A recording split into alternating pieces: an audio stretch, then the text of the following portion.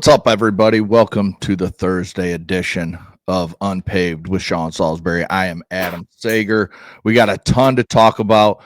We're going to hit on our poll questions in just a second.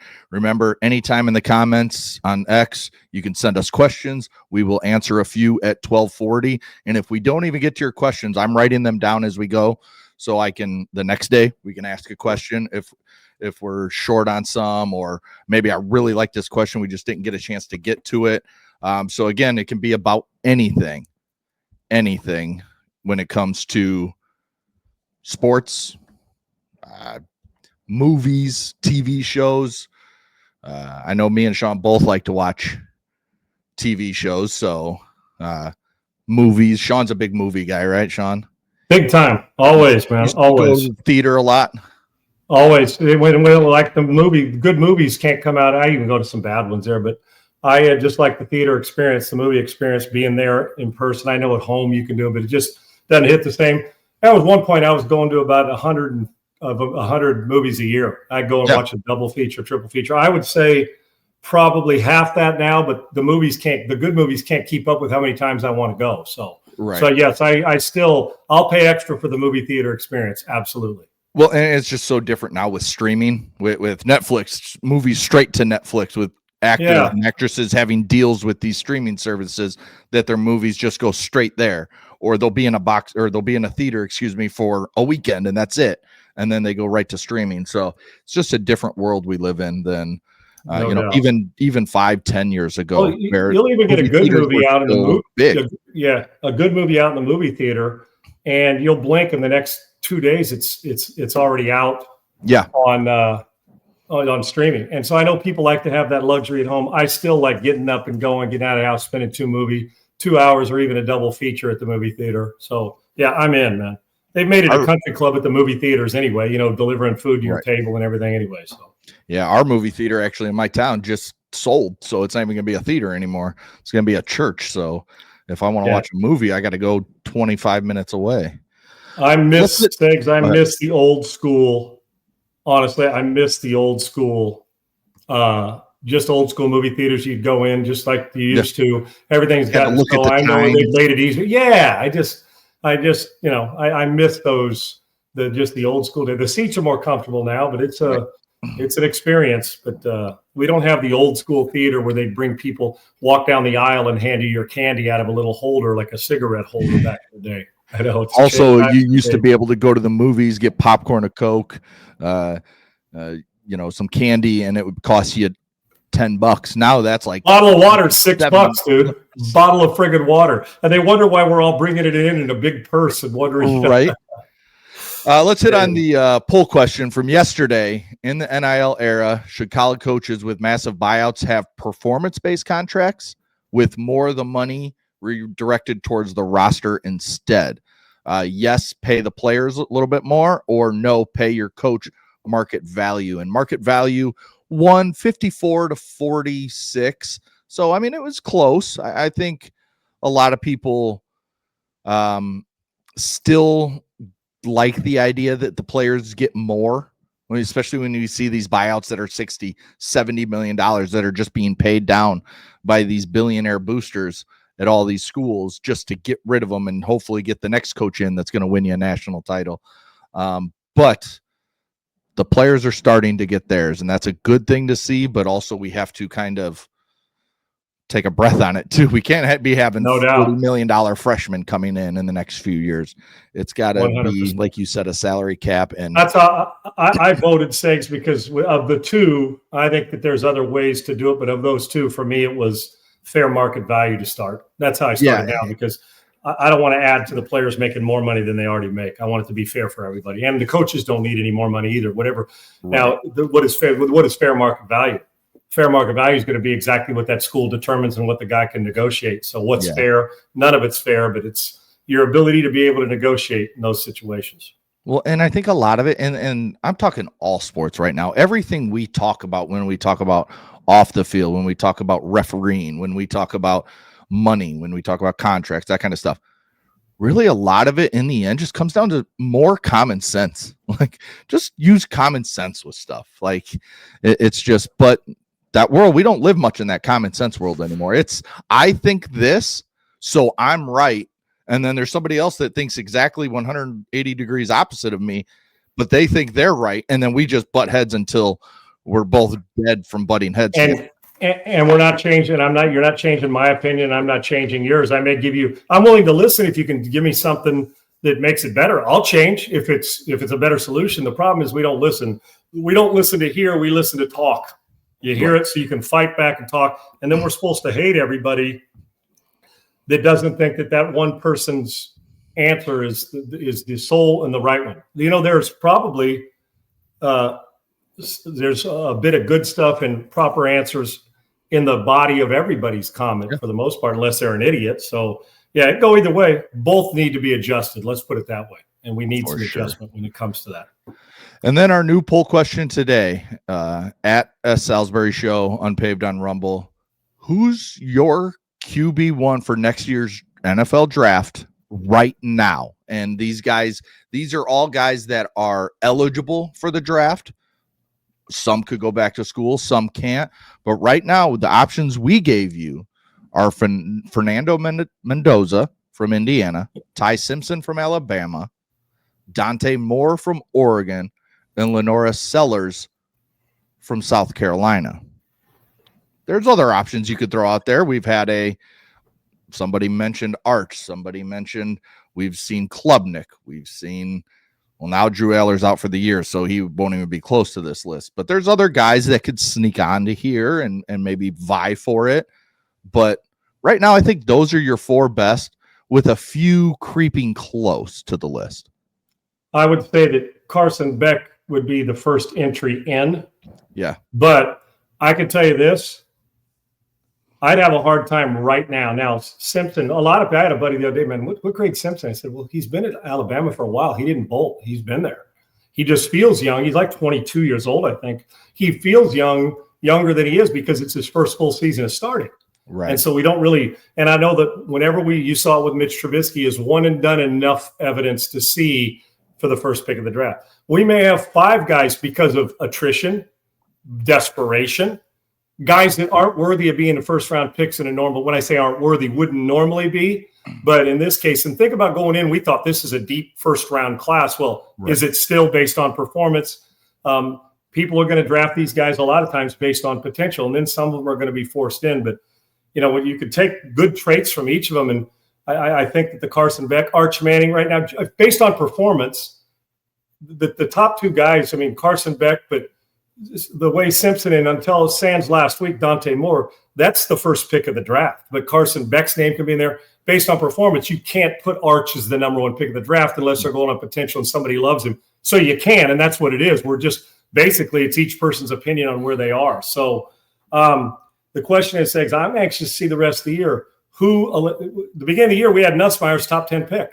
Yep. We don't have him on the list. Yet we look at, coach's son, his dad coaches in the NFL, was a player in college football as a quarterback, all those things. But we haven't seen the quantum leaps that we expect to see from some of these guys. Matter of fact, a couple of those guys weren't on our preseason list, and now they are at the top of the list. So it just happens. There's going to be a quarterback taken right or near the top, and more than likely there'll be 3 or 4 of them in the first round, or 2 or 3 of them, depending on whose needs, what they're doing, who they're bailing on, and who has needs at the top of the draft. See, Tennessee's going to still be picking high, but they're not going to draft a quarterback. Right. The New Orleans Saints haven't drafted a quarterback since the late 60s in the first round. Do they think Rattler's enough, and with Shook from last year? So all these questions. But as we sit today, that's a good list, but there's 2 or 3 guys that you could put on there. But right now, to me, it's Simpson has got to be at the top of the list. He just does, because he's playing like it and protecting the ball. And Dante Moore is an explosive talent who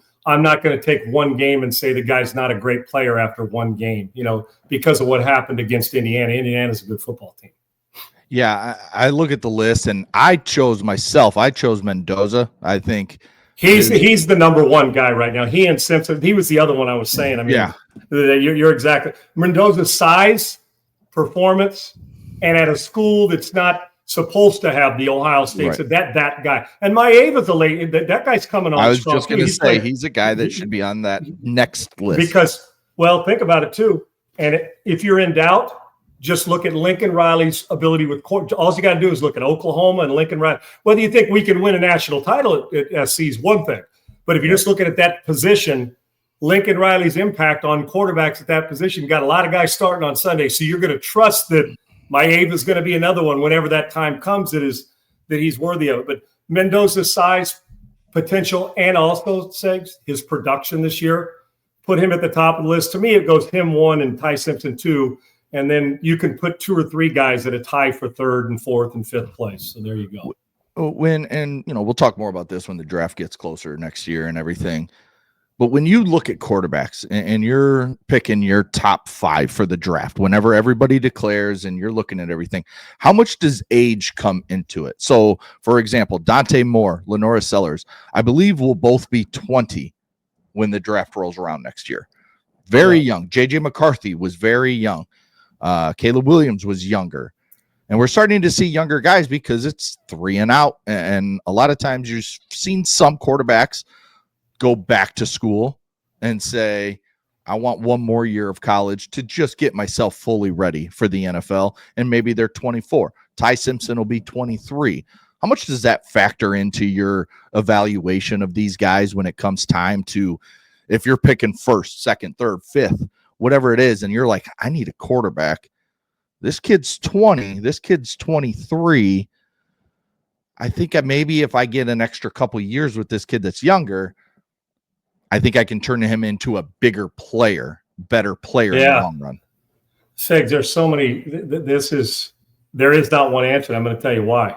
If you're a coach that's on the hot seat and you're a lame duck, you'd like to get a guy who, like Jackson Dart, got more experience, played at SC, played a lot at Ole Miss, didn't come out after 2.5 years, transferred, got himself some playing time. And I don't even know how old he was at the draft. He may have even been younger. Point is, and I know what you're saying, if I need a guy that's had more playing experience, like a Dylan Gabriel as opposed to somebody who's 20, if my job's on the line, I would tendency to lead towards a guy that's played more. So a little older, I would think. Because if you're a great player, they don't stick around for 4 years, at least unless they're a late bloomer, right? Or getting 1 year to start. I'm talking about you brought him in as a freshman. He stayed through there.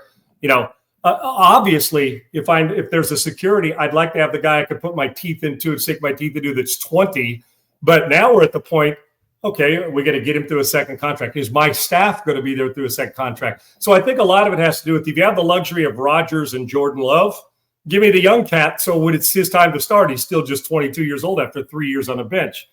But if I'm a coach that's desperate and both guys are equal, and I need a guy who I can throw in and say his playing experience and his mental acuity right now is just ahead, and he can take on a similar system, I'm probably leaning to him for the quick fix, Eggs, and he may end up being a good one. Now, if he's 28, I got to think twice about where I'm drafting him. But I'm not shying away from a 23-year-old Simpson to draft a 20-year-old if the 23-year-old's just far better. Yeah. Because I'm drafting on production and being ready. We spent so much time drafting on potential, but I've seen coaches ruin a guy's potential by how they've handled him. So for me, the situation on my team calls for it. If I'm right now, the Raiders, I wouldn't mind having a 20-some year, like a 22-year-old, 21-year-old, 20-year-old coming out and drafting him, since I got Geno Smith there and he's in it. And we also got to take into account, Segs, this age is 25-year-old, 24-year-old quarterback ain't the same as the 24-year-old guys when I came out, because they're playing longer. Yep. They're taking less hits. So really, and some of them when they get the opportunity. So I guess I'm judging where I am with my team. But if the 20-year-old is far better than the 23-year-old and he's got more potential, screw it. I'm taking the 20-year-old and I'm going to train him the way that to fit in, and hopefully his football IQ is ready and a mental IQ or emotional IQ that he can handle all that when it comes to. But if all things being equal, and I think this guy's ahead of him, and if I'm going to start a rookie next year because I'm the first pick in the draft, I'm going with the production, what the coaches in the building. I'm going to interview everybody, and then I'm going to say, who gives me the best chance to win as a rookie? And then the next year. But if I say this guy's kind of maxed out, he's never going to get any better, maybe like DJ Uiagalelei from Fresh. Look what happened to him throughout his career. He was everything when he came in against Notre Dame and beat them with Trevor Lawrence hurt. Yep. And he never got better. That's what you have to take into account. is the guy maxed out at 24 or 23. So I'm not putting a big age unless there's a 6-year gap. I also am looking at my team and what the need is for veteran toughness. Can he handle it? And where their emotional maturity is. We don't know when they're sitting in a room. Some kid may be playing. Do I want a video game player, or do I want a guy who understands he's a self-starter at 21 and doesn't need to be told to go home and do lonely work? Those I find out in the interview process, and his coach that says, and those coaches will usually tell you he doesn't study at home. But then I get a little nervous. Those things do matter. But right now I'm taking a guy who gives me the best chance to win early, because I may not have a gig if I'm somebody in Brian Daboll's situation who's relying on Jackson Dart and Scatterbo to save him, right? Yeah. Among a few other players. So how they're going to grow with the team and their leadership in the building or in those interviews will matter to me, and how they handle those. Yeah, I think that makes a ton of sense. All right, we're going to run through some NFL headlines. Just some stuff that's going on around the league, and something we've talked about, some we haven't hit on yet. But there's a really interesting situation going on in Kansas City that we have not touched on yet. I was kind of waiting to see if anything would kind of take care of itself. But so far, we're on Thursday. We're getting into the week of practice. Josh Simmons, the Chiefs' #1 pick, who picked late in the first round, the left tackle, who's been great for the Kansas City Chiefs. About 5 hours before their Sunday night game against the Detroit Lions, we find out, he's all of a sudden questionable for personal reasons. And then we find out he's inactive. Did not play Sunday night. So move on. Andy Reid, Patrick Mahomes, everybody's asked about it. And everybody just kind of gives we don't comment on personal stuff. We're just letting Josh take care of his thing.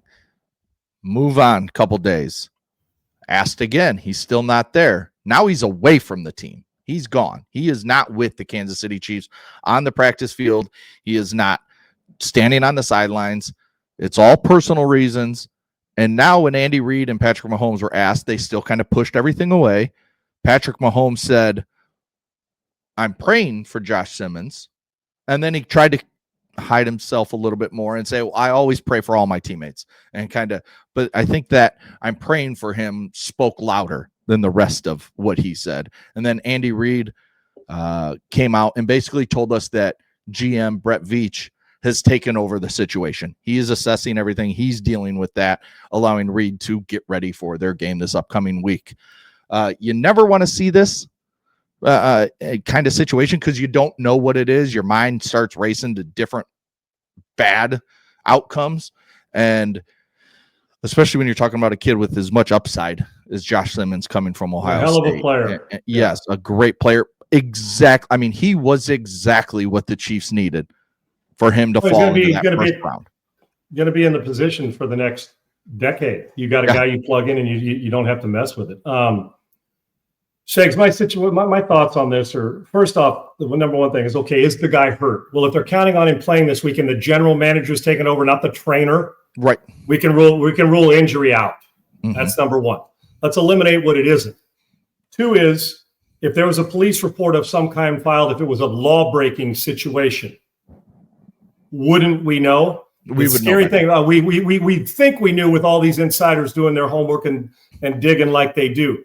The other side of it, though, is you think, well, is it a domestic situation? I'm not saying it is. I'm rolling through things, right? Right. If it's a domestic at home situation, where is somebody pressing charges? Are they not? It's become a general manager. This is above the coaches and the player and any of the players' pay grade. Now, if Mahomes is praying for him, he's praying for the situation. If it was a law situation that they're trying not to make public, I don't know. And I'm hoping that's not the case, that there's none of that involved. We can only speculate. If they're not going to tell you, you can only speculate why he's not there. So injury rule out. We hope that it's not one of those where there's something going on and there's a domestic situation with children or kids or adults that you got to fix, and that hasn't been released because, well, nobody's filed a charge, so the cops don't have public record of it, and they're trying to take care of it in-house. That's another one. Hopefully it's nothing like that, but people are going to speculate. The less we know, the more we speculate on what's wrong. That's two. I do know this. You can go through Kareem Hunt, Tyreek Hill, Michael Vick in Philly. There's no coach in this league or in the history of this league who believes in second chances and has more compassion for guys. Now, maybe compassion for guys that others don't think you should have compassion for. I know Andy's heart, and I know where he is. Andy's going to do everything he can to protect the player and make sure him and his family are safe. Hell, from his own children, when he went through that of losing him. I mean, Andy's been through, there is nobody, when I say more equipped to deal, whatever it is, whether it's a family issue, whether it's a health issue, Andy's seen it in his own family, and he's also seen it in teammates. There's nobody more compassionate and better equipped to deal with whatever it is than Andy Reid and his Kansas City Chiefs. I promise you that. So he's going to handle it the classy, protective, and you should protect the player and their family first. So lastly, Segs, it comes down, it's obviously not a money situation. The guy's a rookie, right? He's a young player, right? Right, Segs? So it's not like the kid's holding out for more money like you would if you were in training camp and hadn't signed yet. Right. So here we are, and he's playing well. So if it's not a law-breaking or law-questioning situation and somebody's praying, does it come down to, I don't know, kid, is there a health issue with somebody else in the family? But I would think that if that was the case, wouldn't we come out and say, listen, he's dealing with some health issues with his family, and keep your prayers open for him. So, Segs, I honestly, we speculate, try to get out and say, this is what it is. I'm not burying the kid for something we don't know what he did. And I'm sure as hell not putting him in jail for something we don't know what he did. If he did something wrong, we're going to find out. If it's something that he's going through some mental health issues, which, hell, we see young, whatever that is, and I know people say, well, that's soft. I don't know. He could be going through something that there's somebody lost, somebody close to him. We don't know. And I'm sure as hell not making fun of anybody with a mental health issue. If it's a legitimate, then, and he needs time away, and he's trying not to say that to people because, listen, the naysayers on Twitter jump all over and say, oh, don't be soft. Listen, man, every situation is different. And once again, we got to be guard, not just us, all of us guard against being quick to say he did something wrong as opposed to something's going wrong in his life and he needs help. I don't know what it is. And I refuse. I'll respond to the truth of it when it's, if he breaks the law, we got to talk about it. If it's a family situation that he doesn't want anybody to talk about, we won't even, hell, we'll speculate, but we won't talk about it. If it's something else, eventually we'll know, and then we can comment. So for me, it's a bummer that organization and him are going through it. I just hope that a family member's not hurt or unhealthy, and that if he's going through mental stuff, that he gets whatever needs that is. And finally, I hope that it's not something domestically where we find out that somebody was. I pray that it's not that. We'd say that no matter who it was. Oh, why is he out? We automatically go to the negative part, the bad part. Oh, it's got to be something he did. When it may be very well something that he's just having trouble dealing with. So for me, protect the player. We should be in know. I mean, I know we want to know, but we're going to know on their times. And Andy Reid is as good as anybody at making sure that player is protected for whatever reason and given the support that they need. And that's why it's so strange, because normally when this type of situation happens, we normally get information. In this day and age of information being pretty easy to get, we kind of get an idea of at least like he's dealing with a family member issue in terms of sickness or something, or he's dealing with mental health issue. Right. It's just, that's what makes it so weird. And that's why when it happened, I think I mentioned it that he did not play on Monday when we talked about the game, but I just kind of wanted to leave alone the aspect of it because you just wanted to kind of give it time. Sure. I know me and you, we don't like to be the ones that are out there just being like, oh, must have been in trouble with the cops, or, we don't like to speculate. Now it's been 4 days and it's kind of like, now it's just kind of weird. We don't normally see this, and it's a situation of what is really going on here. And when they've turned it over to the general manager and the upper management, now you start to, is it something, do they, because Andy's still got to coach a team. They got to get ready to play, but I know Andy Reid, there's still a big part of him that cares more about the kid than he does about a win or a loss. I'm just telling you, he does. That's exactly right. So I don't know what it is. And hell, like I said, I always err on the side of that hope it'll get taken care of. And it's not a bad, it's bad when you're out for the team suffering because they need you or whatever. But I'm not going to err on the side of all of a sudden us just kicking somebody in the teeth that it may be 180 degrees different. I'll leave that to the insiders, and then we can talk about it after. And if it's something that he did wrong, I'm sure we'll hear about it and know about it. But in the time being, I would imagine if he's away that they're looking for some peace and comfort. And if Patrick Mahomes is praying for him, like he said, I would assume that it's a deeper issue than just I'm not showing up because I missed practice. Right. Right. And listen, Oldman, I'm sure you can ask that too. Heck, that's being going about with Class A, which we got to, that's going on a lot. And now in this day and age, we wonder that too. I hope not, because that's grounds for some serious problems. And we've seen it hit guys already. But once again, let's hope we're praying for the guy for reasons that if he needs our prayers, that has something that can get fixed. How's that saying? He's in the right way. Right. Yeah. And it's just weird because now we're starting to hear speculation from the Schefters and Rappaports and Jay Glazers, the big time insiders, that possible he gets put on the non-football injury list, which means he's out for 4 weeks. So now from a football standpoint, it hurts Patrick Mahomes and Travis Kelce and that Chiefs offense. Right. Definitely. Something else we saw from that game on Sunday was after the game when Brian Branch basically kind of bitch slapped Juju Smith-Schuster after Smith-Schuster he had an illegal kind of blindside-ish blocked him in the back pretty hard on a run play late in the game. And then that's how Brian Branch got back at him, by kind of slapping him in the helmet after the game, kind of in a cheap shot way, because Juju was reaching his hand out to shake his hand like everybody does after the game. And Brian Branch just laid out and clocked him. But Branch was suspended 1 game without pay. That was upheld after, everything is always challenged by the Players Association. It is upheld. Do you have a problem with it being upheld? No, not at all. I mean, listen, the 1 game, if they'd have said 2, it probably would have came down to 1 game after they appealed it, Segs. I don't have a problem, man. I just don't know why. It's an expensive one and you make a mistake. I don't have a problem with it. I mean, we suspend guys for stuff all the time, or at least look into it or fine them. The only way you stop stuff like this from happening, regardless of whose fault it is, and you get caught to say whatever it is the only way you stop it is you do 2 things. You either take away what they love to do, or you take away a lot of money. A little money doesn't hurt enough. You take away what they love to do, make the team suffer for a week and make him suffer, regardless of whose fault they. Detroit, I'm sure, has their thoughts on it and this situation, but it's a bad optic. It is not I think it's happened more than once in his career, if I'm not mistaken, Segs. I know that they said it. So they're also looking into that. They don't just all of a sudden throw it willy-nilly against the wall, although people think the NFL does all the time. When you've done it more than once, or you've been a probable, well, here we go again, you're going to get hit. I think this is the only way you could have done it. I have 0 issue with it. Hopefully, lesson learned. Good football player. Got to learn to control what's going on, not only on the field, but at the end of a game. And the NFL doesn't like optics like that. And so it needed to happen. No issue here. 1 game and move on. And once it's done, it's done. There ain't no grudge here. He's just got to learn to control a little bit of it, because they count on him and he's a good player. Yeah, yes, definitely. Tua Tagovailoa, he apologized to his teammates, his coaching staff, everybody, about his comments after the game about people missing meetings and everything. We talked about it earlier in the week. Too little, too late for Tua? Damage done. Yeah. The only reason he apologized because he said, and I hate to say this, is because he saw the backlash.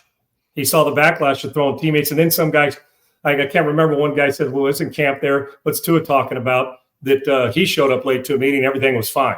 So right. But you start to get that. Segs, I'll never, ever, ever. Listen, I don't mind if you use the we. We got to get there on time. We got to do more. I've got to do more for my team. When things are going bad, quarterbacks should always, or great leaders, point the thumb at yourself. I, we. When it's going good, them, they're doing great things. The coaching staff. It's a we, but it's a them. It's not an I thing. I know it's tough, but what you've done now is you have now shifted the focus when you say they got to show up, that it's you against them, that you're doing everything right, which he's not on the field. He's throwing the ball to the other team. And then you're saying, well, it's the old I confess he did it syndrome where, listen, I'm doing mine. I'm on time. Well, you're on time, but you better study harder because you're throwing 3 picks. I like Tua. And he said he's made a mistake. But when somebody does this, see, a mistake is you ran through a yellow light when you thought, and it turned red when you're part of the intersection. You thought you got the front part of the yellow light. A mistake is not barreling through a stop sign. When you barrel through a stop sign, knowing the stop sign's there, that's a decision. Okay, right. This isn't a mistake. He's been frustrated by it. It's obviously happened. It has obviously happened. The problem I have is leaders throwing people under the bus and airing their dirty laundry. I don't like it. And I know sometimes you'll get a coach. Well, the coach is my subordinate. And then if the coach is just they, them are making a mistake and he's not taking accountability, we'd lambast his ass too. Coach has got to stand up there. But I don't mind when Dan Campbell stands up and says, listen, I expect more. My quarterback, Jared Goff, has to play better like he did when Goff got there. And I think that Goff responded. It didn't say the guy sucked. He said he's got to play better. Why? That's a backhanded compliment, meaning I expect more from him because this is a really good player. Now, if you say that, listen, I got to play better. We all expect more. And I know my team expects more from me. We got to do it during the week. We got to be on time. We got to work out. And I'm right there in the thick of it. We all do, because we can't let this stuff creep in. There's a way to go about it. So when he said that, had everybody rallied around him and said, you're damn right, you wouldn't be seeing the apology. And Tua's a good dude. He's a good guy. But great leaders don't do that. Your great leaders don't. And I apology accepted, but damage done. Because now the first thing a player thinks about when somebody does that is he's a sellout. Then what happens when it gets tougher? He's going to blame it on somebody else. And while I'm sure he's a good guy, there's a lot of leaders that being a leader ain't popular a lot of times, because you got to hurt people or piss them off or do stuff that they don't like. When I say hurt them, you got to challenge them. Yeah. But you don't challenge your team out there. So everybody now the distraction, everybody, are you on time? Which guys aren't on time? Then they go around asking, well, who's late all the time? Is Tua on time? No, he was late. Before you know it, now you're fighting in house. You air that stuff, grievances behind closed doors. You don't tell them. The media doesn't have a right to know who's late and who's not unless the team wants them to know. And that's not Tua's job. His job is to win games, to lead, and to make people better. And all he did was take an already reeling franchise and kick him in the teeth. He should have taken the high road as a leader. And then you go ahead and cuss him out behind closed doors all you want. You guys deal with that. We shouldn't have known this from Tua unless he wants to say, I've been late a couple times. I got to be on time. This is on me. The players in the building know what goes on. Once you lose respect, it's so much harder to get back than if you'd just had that respect going in and pointed the finger at yourself, even if everybody knows you're on time. A simple we instead of them is a big problem when it comes to leadership. He screwed that up. Well, and we've known this about the Dolphins. I mean, since they had team meetings in early in training camp and preseason because of shit that was going on at joint practices where they were fighting everybody. They had teams after their joint practices. I know the Bears were one of them, and I can't remember which Bear said it. But, I mean, they were basically just like, man, that team is soft. Like, basically just kind of just calling them out for being pussies when it came to practicing. And, you know, if you got hit a little hard, they whined and cried and threw punches. And it was just – and then we had team meeting after team meeting after team meeting. And now this. The Dolphins are a mess. Chris Greer's got to go. Mike McDaniel's got to go. Tua's not your quarterback of the future. I know you just paid him, but you need to be looking at one of these guys on this list. Paid him out of desperation. Yes. So I mean, it's a bad situation in Miami right now, and it's going to take time. It's like the Saints. It's Saints bad. There's no doubt. But at least the Saints aren't throwing each other under the bus. Right. They're taking care of it in how. I mean, it gets to a point where it's like, I just don't know what is there to gain other than you're trying to take the pressure off you for throwing 3 picks to throw your teammates under the bus. Right. Let in-house take care of it. If you're a good organization, if the coach is allowing it to happen, Mike McDaniel's ass is going to be run right out of the building. Mike McDaniel will be run right out of the building when the season's over or before. If that's happened continuously, that's a coaching issue where you're letting it. You're either stopping it or letting it happen. You're encouraging it. If you let it happen, you're actually saying it's okay. And their performance shows. But it's not to his job in public to be the spokesperson for the team on what goes on behind late and fines and all that shit in the building. Go out and make it different and take care of it and handle that and yell and scream behind closed doors or handle it like you're supposed to. I'm going to tell you another thing, Sags. You go in that building and you're sitting there reeling for a franchise that's already reeling. How do you get it back into it? Now you're desperate to prove to the guy. So now you're like, oh, I'm going to throw him an extra ball. Now you get out of the mode that takes to win games. I'm going to tell you what, there's nothing more pussy than selling out teammates in public, one. And there's nothing more pussy as a team, like you said, than teams that regularly have players-only type meetings. Right. That's the first indication this team's headed south. Plan your golf resort trip. They're done. Teams that spend all this, have a team of players only. I've been in We had one of 1 year. It becomes a bitch fest because guys all think you're talking to them. The ones that are guilty damn well know you're talking to them. And then it becomes, well, what about you? What about you? Offense, you got, and before you've solved nothing. Go fix it, go play, and handle it. And the truth is, where's the leadership of the front office and Mike McDaniel stepping up saying, this shit isn't going to happen, or cut his ass? Hell, if you want to, if the quarterback throws 3 more picks, 50 million or not, you want to send a message, sit his ass down. Right. Play Quinn Ewers. And that'll send a message that you, first off, don't talk on your teammates. Secondly, if you're not playing like a $50 million quarterback, I'm going to treat you like a $75,000 one. So get your ass to the bench. So, but the problem is, I don't think Mike McDaniel has any control over that team right now. That's just my opinion. Yeah. And I think it's clearly shown all year long. And it's it's why he's up as the best odds of being the next coach fired or the first coach fired or next coach, because Brian Callahan was fired. If Brian Flores was the coach, Tua would not be playing this week. Oh, hell no. He would have said, that's not the type of toughness we like here. Take your ass over there and sit down, and we'll get back to you if the other guy, we'll talk. You fix your business. But it just, to me, I don't like teammates that sell other teammates out. Even if they're doing wrong, take care of it behind closed doors. Simple. It's not a hard thing to do. Yeah, definitely. All right. Before we hit perplexity here in just a second, remember, start at throwing the questions. It's time when we come back from hearing about perplexity and this great, internet thing they got going on. Send us your questions and we'll answer them right after this. Sean, hit me with some perplexity. Okay. Well, first of all, when you think about web browsers, we spend so much time on it. I know I do. We all do, looking for stuff, information for shows, AI, reserve, all the things. But we go in there and we tell, hey, AI, here, who's the top 10 best musicians? And they'll give you an answer. But what about if I want to make a reservation on a trip to Los Angeles to watch the Dodgers or watch Milwaukee play in Milwaukee? And 3 of my buddies want to go, and I want to make sure we get it all. So with Comet and Perplexity, here's what happens. You're going to do that, but they're not only going to give you the answer back. It's like a human living in your web browser. Let me tell you who Comet and Perplexity is. Comet is a new AI-powered web browser from Perplexity. And a Comet, it's C-O-M-E-T. It can navigate around the web like a human would, clicking, typing, searching, and scrolling, just like you would, getting what you need done so you can do more. So they're doing it for you after you tell them what you're looking for, and boom, you now can free yourself up to do other things, whether it's delivery, Domino's, book a personalized reservation. You want to buy something on Amazon. You want to book a flight for a hotel, find discounts with promo codes, send money, pay bills, all those things that Comet's going to take care of. Again, it's an AI web-powered browser from Perplexity. Listen, it sounds pretty cool, right? So let me ask you something. How much time do you spend every day on a web browser? Triple pop on in there and start toggling around, brother. How much time do you spend clicking online, searching, scrolling, typing, endless tabs? It's a lot, right? Okay, well, we want an answer, right? There is a new AI web browser from Perplexity called Comet, as I've mentioned. It's completely changing the way you're able to interact with your browser. Using Comet feels like having a personal assistant right there in your web browser, which is really cool.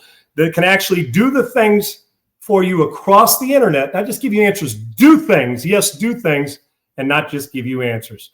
You can ask Comet to handle tasks for you, literally like clicks, types, searches, and scrolls away, just like that, just like you would, to get things done for you in the background while you go about your day. For instance, like let's say, all right, best college football places to tailgate on a Saturday. And then with that, they bring them up, say, okay, let's say it's Oxford, Mississippi. Then you're going to say, okay, reservations at the certain, old school, classic throwback hotel in town. 4 of my buddies, we want reservations at this steakhouse, at the library, at this. And here's the contact. Reach out, put it on their calendar, make us reservations, and here's the times. And they'll go take care of it all. Done. Bingo. Pretty friggin' cool, right? They can customize shop for you, make reservations, book travel, summarize articles or videos, send emails, schedule meetings, and make sure anybody that you need is scheduled for along the way. This is a new thing that is blowing up. It's the AI web-powered web browser, should I say, powered by AI web browser from Perplexity, and it's called Comet. So go there and load it up and get it done. So it's really, really friggin' cool. And I am so intrigued with this. I'm on it all day every day when I'm off. When I say all day, that may be a little hyperbolic, but whenever I'm doing it right there with Comet. So it is cool. So download Perplexity's new AI web browser, Comet. It's the AI web browser that's going to do work for you instead of just give you answers, called Comet. Go to pplx.ai/Sean. You see Triple E getting all that up there. And just like that, it's done for you. And you're busy. You're on the golf course making this happen. You're with family. You're getting work done. And then Comet comes in there to the rescue and does it even better than you would as a human, because it's kind of like a human living in your web browser. Again, pplx.ai/Sean, and let your browser work for you. And right now, when you download Comet, go in and download it, you get a month of Rumble Premium for free. And that's a lot of good stuff on Rumble you're going to get to see for free. You see it there, pplx.ai/Sean. Go now and take back your time online, and it's going to be far more efficient and save you time. That's Comet, pplx.ai/Sean. It's an impressive thing, Segs, and I'm obsessed with it. And I think a lot of my friends are too after going on and using it. It just saves you time to do other things that we need to do, like talk about some of these teams and quarterbacks and matchups this week. Yeah, I mean, I think it's definitely something that I'm so fascinated to continue to watch the development of these kinds of things and what Perplexity and Comet, like what they're doing, and what are we going to be able to do in 5 years from now? Oh, you think about what we could do right now. Like, well, they're going to beam you up, Scotty. You're going to say, hey man, I need to get to this resort. I don't want to get on an airplane. I want to drive. Well, boom, Sean, hit this button. We'll hit a beam down on you and we'll just drop you right in the golf resort in the middle of the country. And you can go play at Pebble Beach on the West Coast on a Friday and you'll be there in 8 seconds. So I don't know. I just know one thing. Perplexity and Comet are out in front of it all. I can promise you that. Yeah. So now it's time for our listeners' questions. Isaiah comes in and, he mentioned that he's a Wisconsin Badgers fan. The writing's on the wall that Luke Fickell should be fired. I've been talking about it on this show for about a month now, that he was one of my two that nobody was really talking about. And now Deion's actually won some games, so he's okay. He's fine right now. I still don't know that it's all worth the hassle and the money, but big win last week. That was the big one for them. Big one. Good for Colorado, but Luke Fickell and Wisconsin are terrible.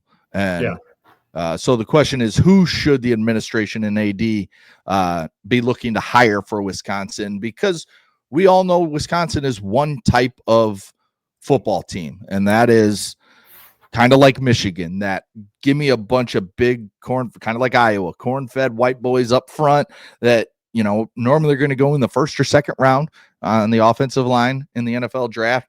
They're going to play a long time. They'll beat you up physically. And then you have running backs that just pound it, outside, inside, outside, and they just can gobble up yards running the ball. Who fits that mold for you when you look at it for the Wisconsin Badgers? Segs, I'm going to tell you something. I'm going outside the box, not just name, but on my approach. It's time for Wisconsin to get caught up in the times of offensive football. It just is. Okay. It's time. Now, do I mind a bunch of 320-pounders up front? I don't care where they come from. If they can move the pile, I'm all in. It always starts with, I build it inside out. That means center, guards, quarterback, middle linebacker, interior line, build inside out.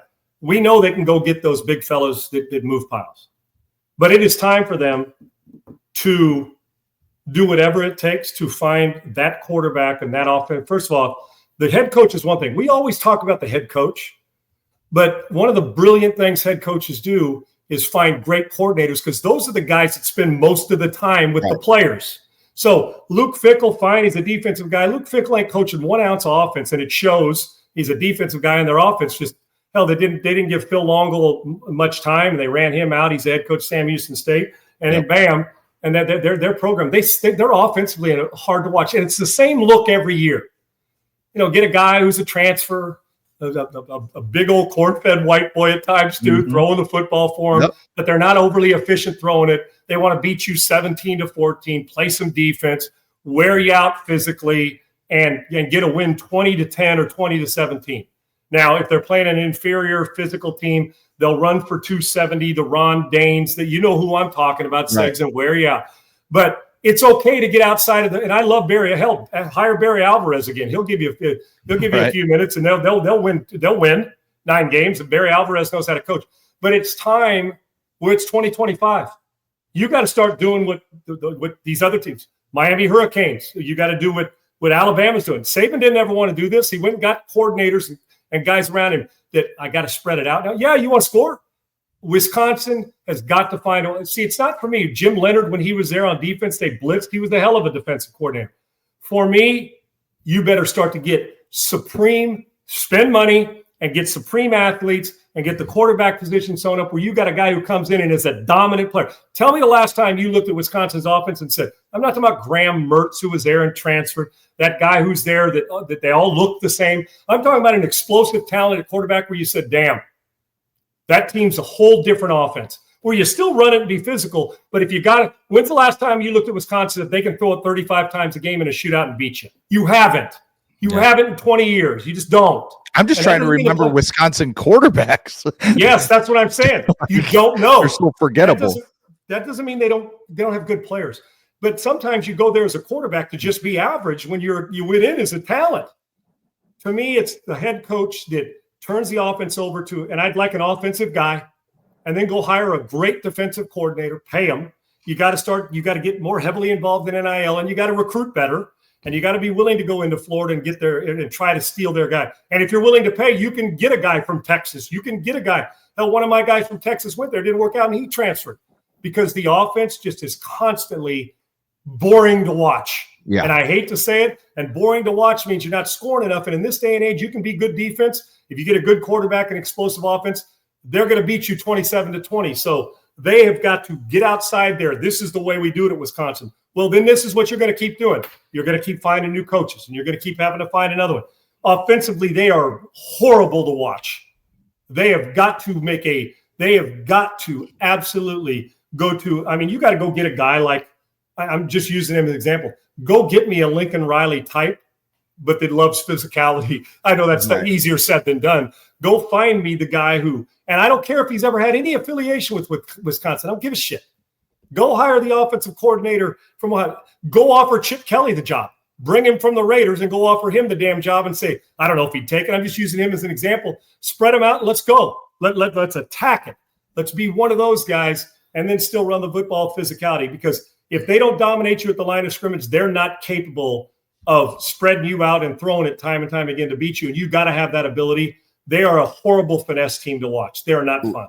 Let me throw 2 names at you, and you tell me if they would leave their current gigs for Wisconsin. Wisconsin's in the Big Ten. We've talked about the SEC. It should be a great job, too, Segs, because Madison's a great college town. It should be, if they're willing to spend. I didn't mean to interrupt. This isn't a hack job, but I almost feel like we're looking at it like Nebraska. It's got some history to it, yet they're struggling getting out of the doldrums of being a dominant team again. Because when they've had their best, Bielema, dude, they're winning 10 games, and they're always in the hunt, but they're doing it the physical way. They got to add some finesse to it, which you see Bielema doing a little bit of that in Illinois. He understands the expansion, and telling that guy to expand has always been tough, but he's buying into that too. So give me these names. So these 2 guys are in conferences. They are head coaches that are in conferences that aren't the Big Ten or the SEC, which are becoming the 2 main conferences in sports, it feels like, with the additions they're doing and everything. First one, Lance Leipold at Kansas has had really good success building that program up from, just being a laughing stock every year to a very good football program. They're not a bye week anymore, Segs. Right. They're not a bye week. Would he leave Kansas to go to Wisconsin? Absolutely would. Okay. Yeah, you're never going to be a guy I think should program. be on the list. Gail Sayers doesn't live there anymore. God rest his soul. And while I love, but my boy Dylan went to Kansas, so I was able to go watch and be there. Segs, if you've never been to Lawrence, Kansas, take a time to go watch Allen Fieldhouse, watch Kansas basketball team, or now the Kansas football team. And the last time I was there, you know what they were going through with the quarterback, the little dude when Mark Mangino was there. You know what I'm talking. The kid who was about 5'10", 5'9", but he was a winner, and Mangino had him winning 10 games. Leopold's done a phenomenal job, and just the truth is, Wisconsin, and that's a guy you wouldn't have to offer $10 million to. It's the tweener, right? Still one more stop before he's an Alabama guy. Right. I think he's a fantastic head coach, And I think he would leave. That's no disrespect to Kansas. Wisconsin's just a bigger football program, and it's playing in a tougher conference. And then my other guy that I think is maybe a little bit harder of a decision, but that's Fran Brown at Syracuse. Now, we've heard his name connected to Penn State, but if Penn State goes to somebody else and Wisconsin comes calling, Luke Fickell's out, Wisconsin comes calling to Fran Brown, would you leave Syracuse to go to the Big Ten and join Wisconsin? And are we assuming, Segs, that Wisconsin's going to pay more than like let's just say they agree on terms. Would he leave to go to Wisconsin? Yes, and look what he's done at Syracuse. Right. But if you're the coach there, and I know all the coaches say, well, I'm here for the duration. You're here for the duration until somebody blows you out of the water with an offer, gives you a better chance to win a national title. I'm just going to tell you this. I think Fran Brown is a phenomenal leader and coach, and he puts accountability on his program. They're never winning a national title in football at Syracuse. Right. They're just not going to have the resources to do that. Wisconsin does. And the conference. That doesn't mean Syracuse will knock Clemson off. We saw that in the past. I mean, we've seen it. Really, their program. They're sitting here saying, well, let's just talk about this as Jim Boeheim's basketball history program. They're playing some pretty damn good football, and he is a hot commodity. And you got to strike while it's hot. He absolutely would leave, Segs. You have to, just because it's the Big Ten, it's Wisconsin. You're now, well, everybody's looking for the next the step up. Now, I love that you gave two examples of a Syracuse and Kansas team that with their coaches have elevated. They're hiring good coaches. People aren't like, well, I guess I'll take Kansas and Syracuse. They're like, to work with Leopold or work with Fran Brown, damn right. Because now it's become a stepping stone to what? A bigger program. Let's just look at it plain and simple, Segs. More money at a bigger opportunity to win a national championship. Neither one of those programs are winning the national title, as they said, even with those two damn good coaches. Wisconsin can, if they're willing to expand a little bit. Let me throw you a free agent name that's in there that history of winning and spread it out and knows how to be physical is Mike Gundy. He's got a history. He's not old. Yeah. He wouldn't cost you $10 million. Matter of fact, you'd probably get him a little cheaper. When say, well, Gundy, well, his speech got a little old at Oklahoma State, but his success, I'm telling you, Segs, this is going to sound crazy. I know he didn't win a national title. His longevity and success at Oklahoma State puts him as a Hall of Fame, college football Hall of Fame guy. Yeah. I mean, he's his success, right? And so, listen, that's a guy you don't have to fight anybody for, the buy. And I believe Gundy would say, I'll take that challenge, because what does he bring? He's always been known as a finesse guy, right? They've had good running backs, but now you add that with you can go get physical. And Mike Gundy's speech there now becomes new and exciting, and people are laughing again. That's just an outside name that's a free agent. I love Fran and I love Leopold. I think all three would take the job. Now, if you're Fran Brown and Penn State's offering you the gig or Wisconsin, he's probably going to take Penn State. If you're Leopold and all of a sudden, somebody else offers you a bigger gig, let's say UCLA came in and offered him the gig, right? Just for the hell of it. Would he take UCLA over Kansas? Probably, especially if wives are making decisions that they want a bigger city. Who knows, right? And with their commitment to facilities. Right. So who the hell knows? But I think both are still in line in Fran and Leopold for a bigger job, Segs. That doesn't mean that those two they're not successful. And I think Kansas and Syracuse both know that sometimes it becomes a bridge situation unless you're willing to pay with the big boys, because both those guys deserve more. Right. Not more, but better team. But they're going to get paid more somewhere. And Wisconsin's an enticing job and intriguing. The number one job out there right now is Penn State, and you and I both know it. But Wisconsin is going to come available with the way they've played football. Yeah, I think both those names should be at the top of the list, and Mike Gundy kind of out of sight, out of mind, but definitely should be someone that they at least talk to and see what kind of vision. And you probably don't have to fight somebody like a size 3. Wisconsin probably doesn't have to fight 3 other Division I. Oh, now let's say Leopold took it. If you're Kansas, don't you, unless it's one of his assistants, wouldn't you call Mike Gundy? Yeah. His success of winning has been impressive. Every coach speech gets old, dude. I mean, it's time, okay? But Gundy's not done coaching yet. I'm anxious to see what this offseason or moving forward has in him, unless he wants to broadcast for a year and take time off. We'll see. And then one more question before we get to, we'll do college football Blue Bloods today. And then once we get in the college basketball season, once that gets really going, we'll talk about those. But first, this question I have to ask. Are these the worst uniforms maybe ever when it comes to football? And that's your I almost called them San Diego, but the Los Angeles Chargers. Don't do it. That they're wearing this weekend. Look at these. They're all, I mean, that's awful. And you know what? The sad thing about it is the powder blues are the best uniforms in the world. 100%. I would be okay, Segs, if you gave me powder blue pants with that look, just for the hell of it. If you're going to go just change them. I'm not a big yellow guy, just too much yellow for me. Yes. Right? If you wanted to go yellow jersey, powder blue pants with yellow socks, or vice versa, where the socks and the jersey match and the pants, no problem. The helmets are sweet. That's too much, man. That's too gimmicky, too much. Blue jerseys, gold pants, great. Or more trimmed, a thicker powder blue at the top of that where it takes over the shoulder pad at least.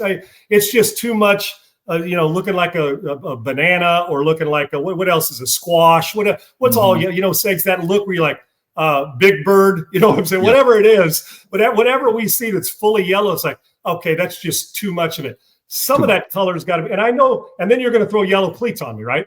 So they're going to go with the gold or yellow cleats, whatever you call that color. I guess gold is what we're calling that, Segs, instead of yellow. It's kind of a tweener.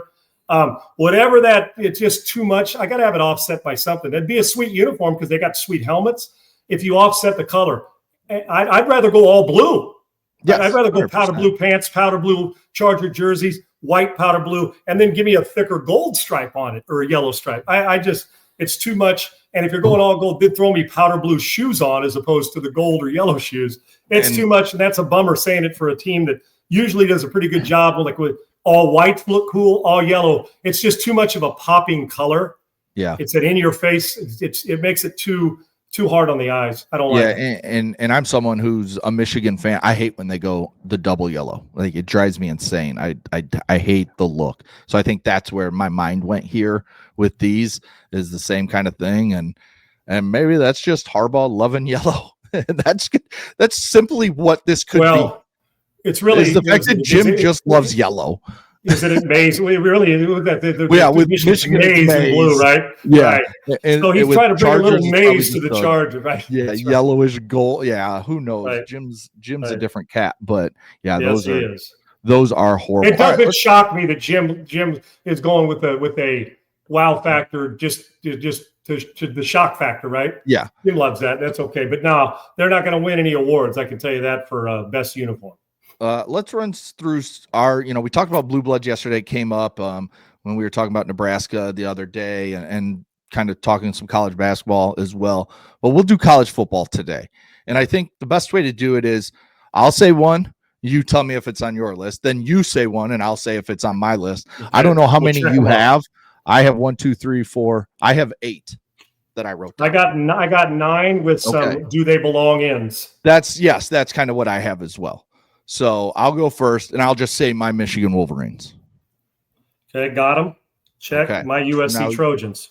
Yes, I have them Trojans as well. So we're both there. 2 for 2. Alabama, of course. I mean, you go all the way back to Bear Bryant and everything. Yes, and the most historic. Now, we're not going in any order, folks. These aren't these are the just biggest blue blood. Throwing them out there. 10. And the truth is, the biggest blue blood of them all is Notre Dame. Notre Dame Fighting Irish. Definitely on my list. Most historic program over the course of time, just for a lot of different reasons. Real quick, Segs, while you're doing that, just so people have an understanding. I know some do, but sometimes it gets skewed. And I looked it up just to make sure. Please let me find it. Just the what exactly describes a blue blood program? Because I mentioned Nebraska yesterday. They are a blue blood program that struggled. Here's what it is. It's an elite and historically successful sports program, obviously most commonly found in basketball and football. They're characterized by consistent winning, numerous championships, and deep-rooted tradition, often leading to a sense of inherent prestige similar to how blue blood historically referred to European nobility. The specific list of blue bloods is debated, obviously, but they generally represent the most decorated, storied teams in their respective sports. Now, characteristics, decades of success, championships, tradition and lineage, all come prestige, resources. And then one was the ability, it doesn't mean not just quick winning and I'll get to one when we get to basketball, but a good example. But to be able to do it over history, and you're going to go through struggles. You don't lose blue blood status like a Nebraska would. Now, you may not have them in your top 10, but they still are a blue blood program with the history. And you go back to Tom Osborne and before him, they've had a long history of winning. And they're just struggling to get that blue blood prestige back that they've lost, but they're still blue blood. So that is what decades of success is at the top of the list. So I think we both have them all: USC, Bama, Michigan, and Notre Dame to start. So we're 4 for 4. All right, who's the next one, Sigs? Ohio State. Ohio State, got them. There you go. I got them on the list as well. I'll go with the U, Miami Hurricanes. I put them on the list. Okay. See, now I did not have them on the list. And see, I didn't want to look at it. I was just trying to think of off the top of my head, who would I put in there? And I did not have Miami. That would have been on that next tier for me. Perfect. No problem. I like it. I was also thinking about the number of players that have come through here, the prestige, and what people are saying about them when they've struggled. And here we are. So I would have them. They wouldn't be in my top 7 or 8, but they are on my list as a team. And they battled a couple others, and I jumped them up. Even though I don't have 10, I have 9 with others in line. I put them in there, and maybe it's because a lot of those guys I played against in broadcast and then thinking of Jimmy Johnson and back to Bernie Kosar and Jim Kelly. There's a history there, and I consider them a blue blood. Yeah, I'm surprised I didn't think about it. One of my friends, my boys play sports with them from another town just over the way, was actually on that 2001 Miami team. He was an offensive lineman there. So there you go. Think about that. I have Oklahoma. I got them as well.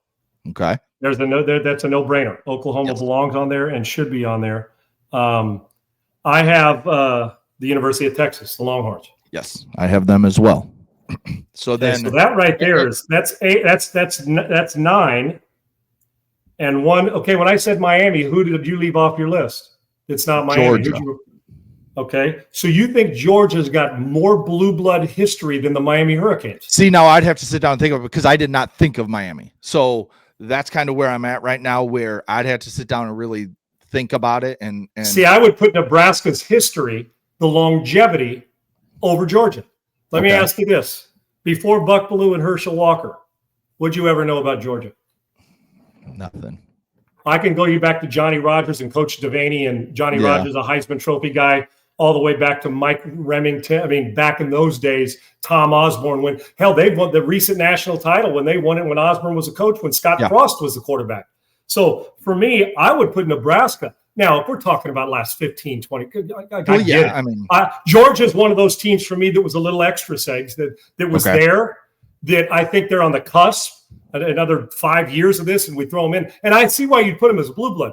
But I would actually put Nebraska's history and players drafted and national championships, I would put them ahead of Georgia. Mm-hmm.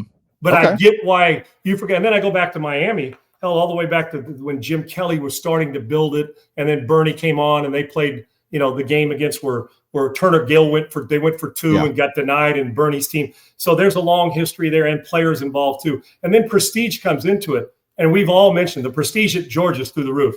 Right. If we were judging this on 15 years, Georgia being I wouldn't get out of the top 5 without mentioning them. Right. So there's no doubt. Yeah. So, and I think that kind of goes with the whole some other teams that I don't have on my list on that next tier is LSU. Right. They are on my next tier. Yeah. Clemson, just with what they've done recently. Next tier. The Florida Gators. Florida State. Bobby. Florida State. I think that for me, Segs, it would have come down my 10th one. I'm talking about the long history, right? I would have had a hard time. My 10th one would have come down to Nebraska, Florida State, Florida in there, with Nebraska maybe ahead of the 2 of them.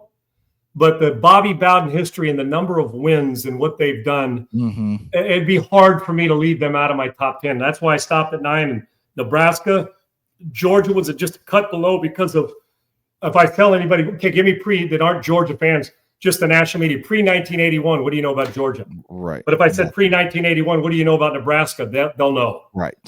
But Bobby Bowden's similar to they started that run, say, it's like late 70s, early 80s, mid 80s.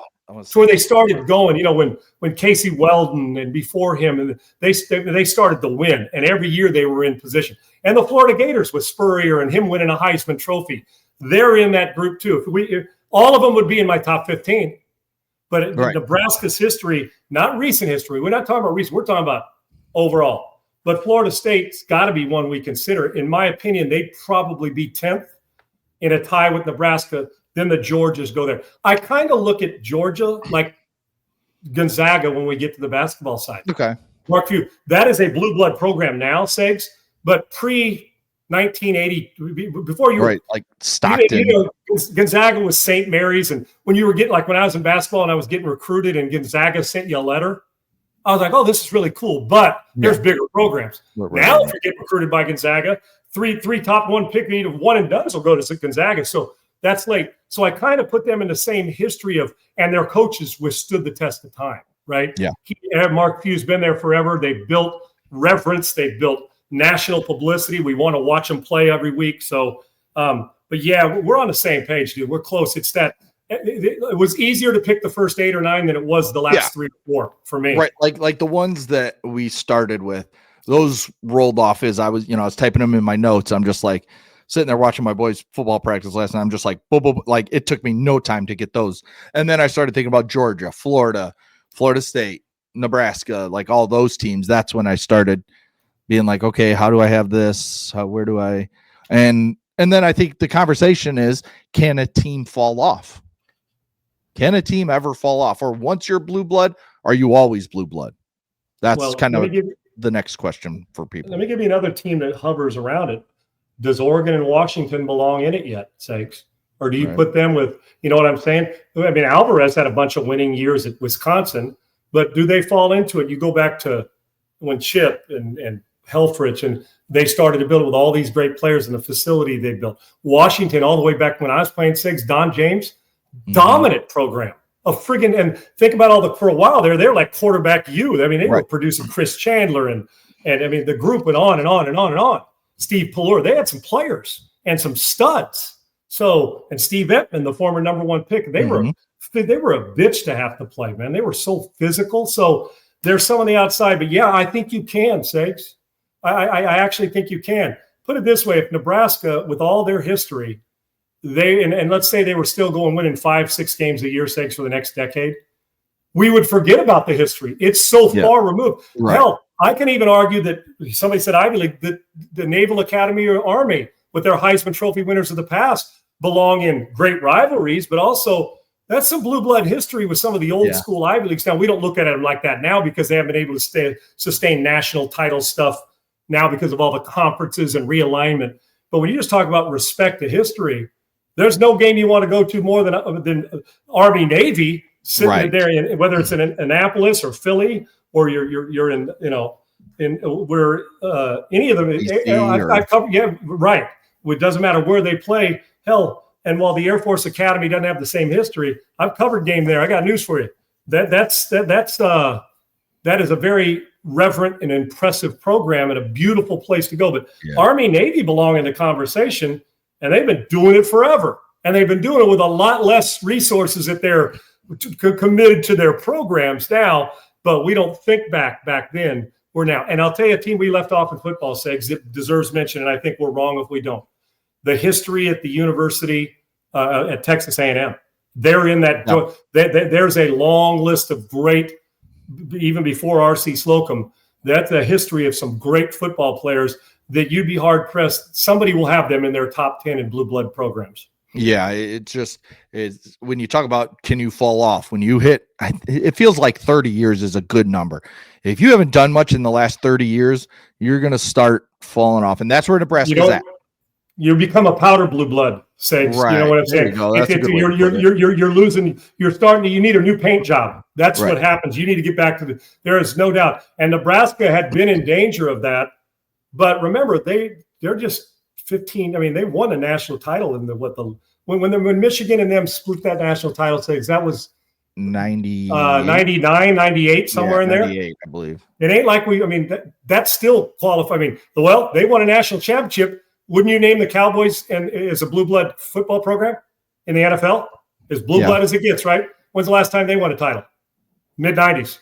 Yeah. So we're not taking away their blue blood, but we're like, man, are they going to win one? It's been a while, right? Yeah. So same thing goes. And it's been a while for my Raiders, but you'd consider them a blue blood program with their history too. But you're right. You start to creep into 25, 30 years of just of average program.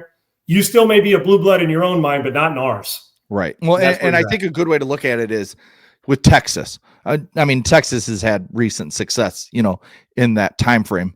But when we're still talking about Texas and we're using the phrase, is Texas back or is this team back? We don't have that with Nebraska anymore. That's gone away because it's been so long, or at least it feels so long. And they had so much bad football. At least Texas was still, when they won 9 games, the fan base was upset. They won 10 games and didn't make the Big 12 championship. Fans were upset. Whereas Nebraska, they have great fans and they continue to show up to those football games, but the national media and stuff don't ask the question, oh, they got Dylan Raiola. Is Nebraska back? That's not asked. It's, we have to see it for multiple years before we put you back there. And we also do this too, Segs. We like, well, it's not, is Nebraska back? It's when is Nebraska coming back? Right. We're asking that. And it's like, and you're getting to the point now you win 9 or 10 games at Nebraska, you get a pay raise. You win 9 or 10 games and lose to Oklahoma back when that was their, that your rival, and you win 9 or 10 games, but don't get into a national championship or in the Final Four. Now, back then, the Tom Osborne, if they weren't winning national titles, people would have liked it. Now you win 9 games, you're good. It's good. But 9 games that true blue bloods that are still, that are blue bloods that are in it, Texas, USC, Notre Dame, we're crushing you.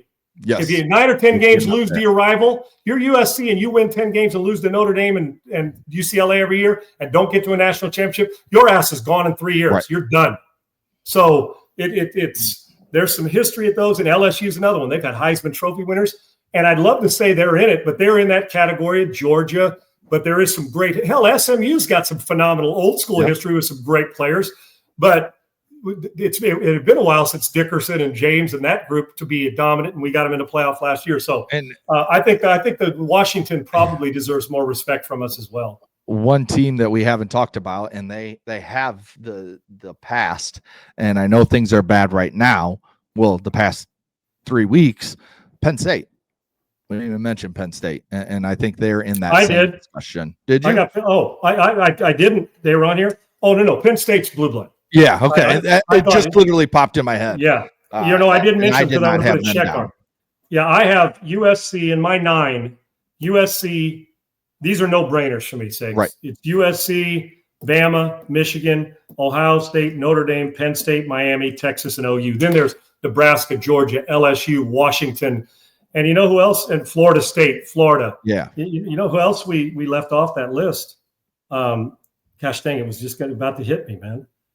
Are we going to give any love to, is it in the Big Ten? Who am I leaving out, Segs?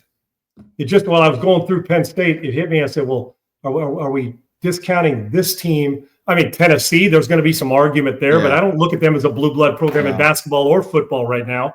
They're to maybe a second tier down. I'm forgetting somebody. It's not that big a deal. It'll hit me right when we go off the air, but it's not Slippery Rock, right? No, Bowling Green possibly. Possibly. Yeah, possibly. As long as you don't keep trashing Slippery Rock. The Rock. I just simply call it the Rock. Yeah, I mean we need to talk. How can Penn State not be on your blue blood program, dude?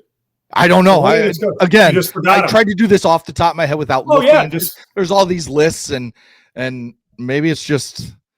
And Texas A&M, like I said, belongs right. Maybe it's just the hate for Penn State that I have, that I just consider them like, you're just there. Like, but they are a blue blood program, no doubt. Yes. All right, real quick before we get out of here, Steelers at Bengals tonight. Steelers -4.5. Over under sits at 44.5. I don't trust the Bengals a lick. I just don't. I think Rodgers is coming into his own. I think this is like a 6.5, 7-point game. Give me Pittsburgh. I like the old school veteran quarterbacks, and Flacco keeps grinding, but Rodgers is starting to elevate his play. I think the Pittsburgh Steelers are about to hit stride and prove that they can go win the division, and I think they can. Give me Pittsburgh. There's just not enough on Cincinnati's offense to get it done, I don't think. I'm taking. Give me a touchdown, so I'm laying those points. Give me Pittsburgh, and I don't care where they play them. I would lay the points, and I'd take the over. I think the Bengals will at least score a little bit more with Joe Flacco, and the Steelers' defense isn't great when they're getting better, but I think since he can at least score a little bit, and since his defense is dreadful, so right, no doubt. I would definitely take like a 27-20 game, something like that. 30, and if it gets out of hand, 27-17 type of thing. For yeah. Me. I agree. And real quick, Isaiah, we have Ohio State as a blue blood. Yeah. That's a no-brainer. All the way back to Archie Griffin. Dr. J makes a point. I mentioned Coach Devaney and what they've done in the past that people don't know about in Nebraska. You know about Coach Osborne, Coach Switzer at Oklahoma, Bud Wilkinson, a long time. They're definitely in it. There's absolutely no question about it. So there you go. But we did mention Ohio State. They were in our first 8 or 9. Yeah, for sure. All right, that'll do it for today. We'll start breaking down some games tomorrow. We got a fun college football weekend, a fun NFL weekend. My boys have a playoff game this weekend. Saturday good luck, morning. man. Awesome. Yeah. Are you coach of the year? You get a pay raise to snow cones? Yeah, good. You're the dad just watching, right? I just yell at the coaches. No, I don't do that either. I just sit back and, just like you do sitting on your chair, be like, "What the hell are you running on 3rd and 8?" Of course you go, or you give the Rory McIlroy, "How dare these guys cuss me?" Fuck you, fuck you, fuck you. So yeah, there you go. Be a fun football weekend for everybody. So make sure you join us tomorrow. Noon Central. Send in your questions. We'll hit them at 12:40 Central, and we'll keep this thing rolling. Can't wait. It's only getting better and better. So jump on, and we'll have some fun. We'll talk to you guys tomorrow. Get on and ride for an hour a day, brother. Yeah. Thanks, Laura. Thanks, Triple E. Thanks, everybody. We'll talk to you guys tomorrow. Thanks, bud.